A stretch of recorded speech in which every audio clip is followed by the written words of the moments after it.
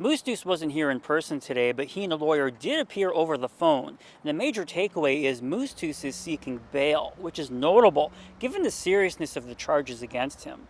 Moostoos is charged with first-degree murder in the deaths of 2 people this past Sunday on the James Smith Cree Nation.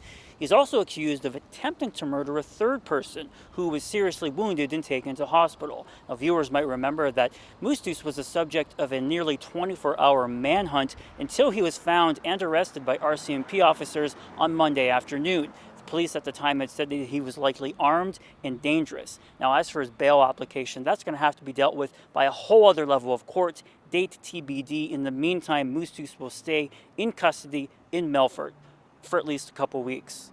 Meanwhile, the Federation of Sovereign Indigenous Nations released a statement yesterday, a very pointed one, in which it said that these 2 shootings on Sunday, the fatal shootings, were part of a rash of violent incidents in several Saskatchewan Indigenous communities dealing with drugs, alcohol addiction, mental health, and what they called a lack of proactive action. Specifically, they said that the RCMP had been warned by members of the James Smith Cree Nation about the alleged risk that Moostoos posed to others. They say that several Indigenous governments in Saskatchewan have passed local resolutions calling for drug dealers or other perceived problem members to be banished from the community. And they say that the RCMP has refused to work with them on those initiatives. Now, we did reach out to the RCMP for comment. They extended their condolences to the victims of the families. They said that RCMP members who also call these communities homes are committed to working with others to reduce harm there.